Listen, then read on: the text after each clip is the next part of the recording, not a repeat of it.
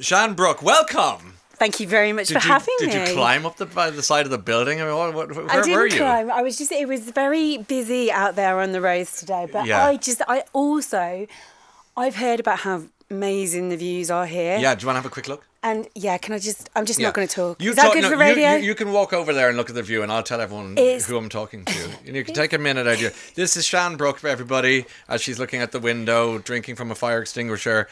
She plays Constable Grace Ellis in Blue Lights. You're just so good in this. We'll talk about that in a second. It's come back for season 2 because it's so popular and it's so good. It's currently airing weekly on BBC One. People might have seen it in Ireland on different channels, but all episodes already available to stream on BBC iPlayer. Seasons 3 and 4 already commissioned. That tells you everything you need to know. Welcome. Oh, thank you. Thank you for having me. You've settled now. You've seen the view. You've had your water. I've seen the view. I'm content. I'm here. Now you're here. Yes, I'm present. Well, congratulations on Blue Lights. I mean, it's just such a win. And what I thought was so interesting for you was that here's what I thought was going to be, a Northern Ireland, proper Northern Ireland drama, Yeah. And then you come in with your English accent, and I thought, wow, that was brave. Because it's so unusual, so unexpected. Tell me a little bit about that, because you're playing your own accent, aren't you, in this? Yeah, it's totally my own accent, which is a real joy, to be honest, because I'm from the Midlands, and I never really play in my own accent very much. But in terms of how it sort of sits into the show, I think it's just interesting because there are people that have, nestled in Belfast who aren't from there. I mean, I've met so many people, but also I suppose it might just give a different perspective. And I think in terms of her, she's quite a hopeful character. Yes, yeah. In terms of what she thinks is possible. And with that might just come somebody who's sort of an outsider. Yeah, she's caring. She was a social worker and she changed career and now she's a police officer. And I think that sense of nurturing and nourishment and kindness, if you like, against the odds is a nice character. There's something grounding, earthy and empathetic about that character. Yeah, and it's something that I really value.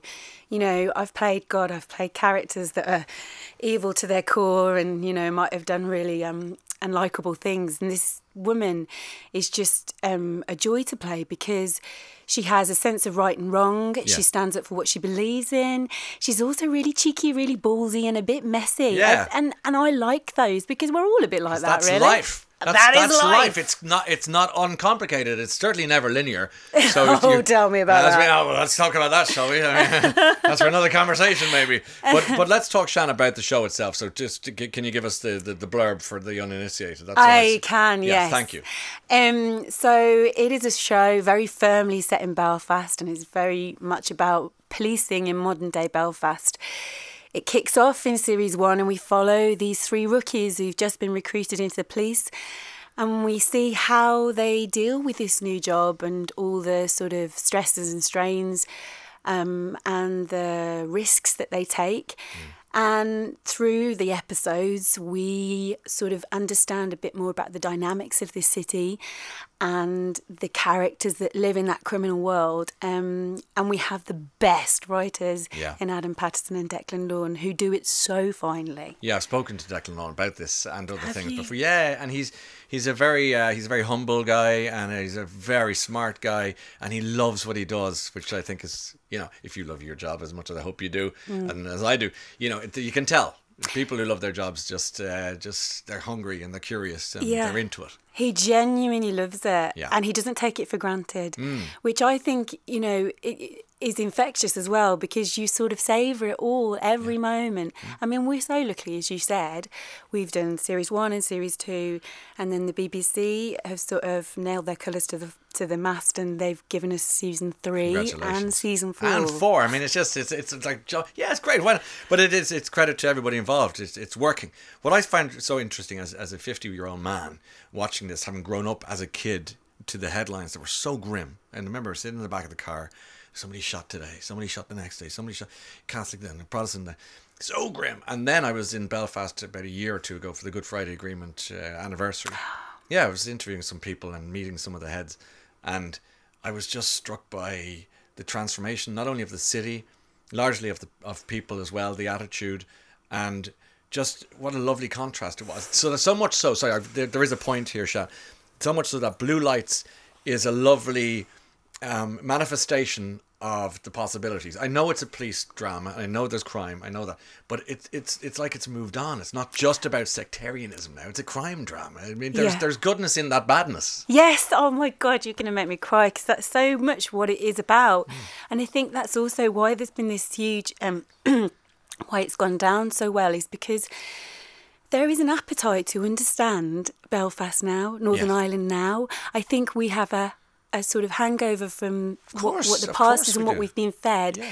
And this drama shows what it is now as a cosmopolitan city, as a modern city, with everything, you know, all of the nuances and all of the colours that it is now. Yeah.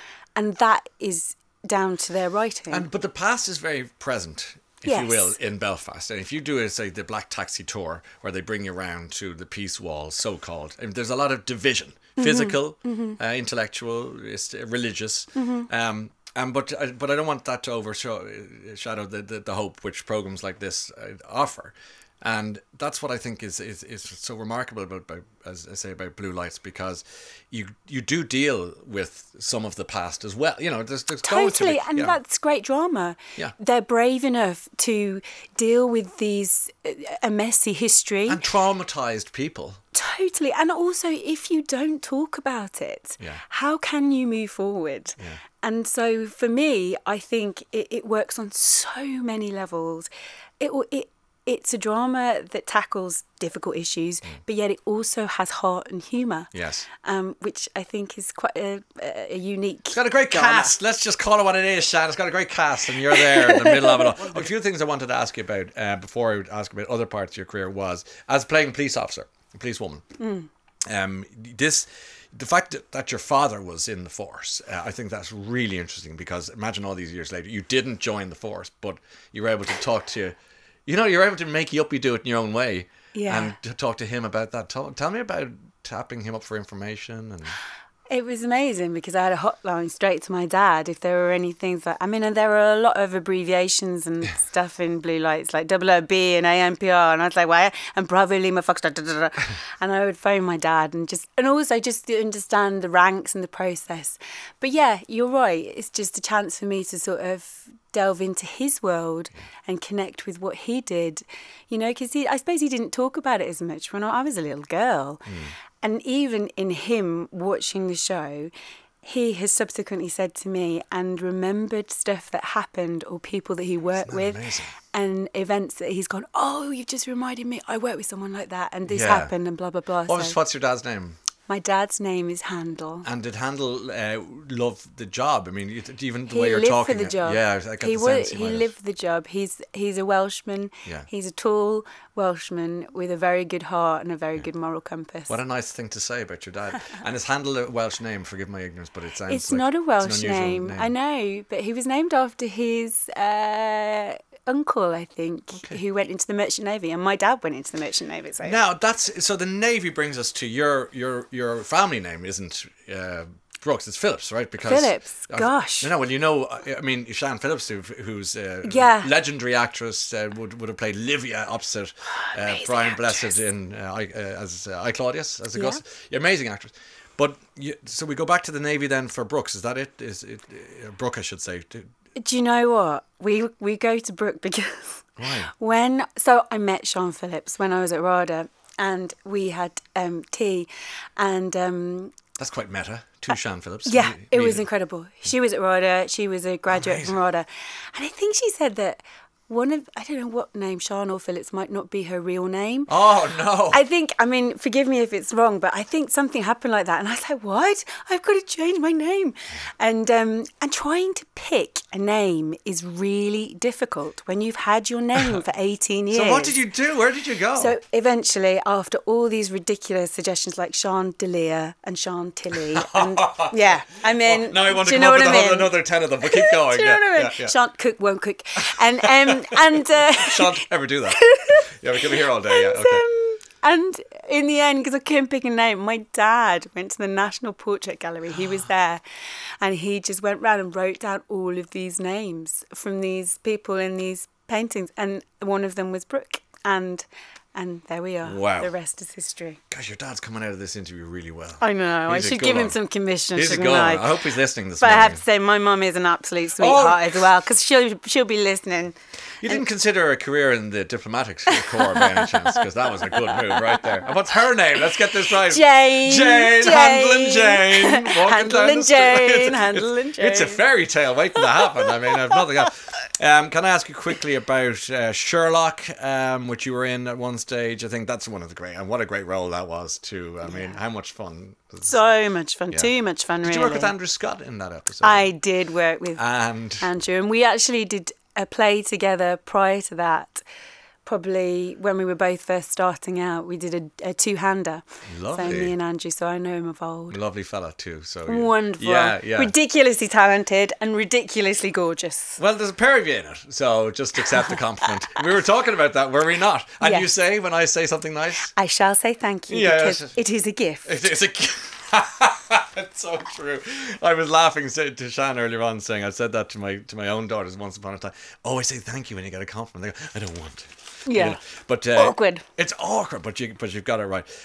You have obviously this season, 2 more seasons. This coming in. You do stage work. You've just mentioned that obviously with Andrew and before and other things besides.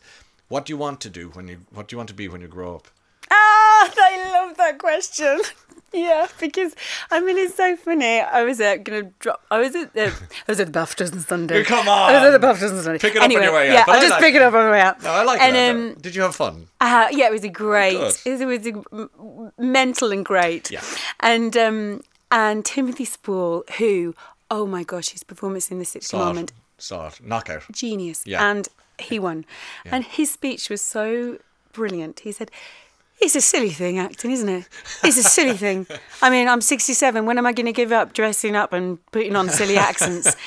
And it is like that. So, you know, I'm just taking it one day at a time. And I just want to work with great people and keep on picking clothes out of the dressing up box. It's not, yeah, Mrs. Ben. I love it. Totally. Shan, it's been lovely to talk to you. Thanks for being with us. Come back another time. I'd love to. Thank you for having Keep the me. seat for you here. Sian Brooke joining us live at the top of the tower today. Don't forget the show. It's called Blue Lights. If you haven't watched it, it's all there for you. Start the season 1, work your way through season 2, and then wait patiently for seasons 3 and 4. Great to see you. Thanks for and if Handel's listening, lovely to talk to you too. And Jane, both of you, equally. Virgin Radio.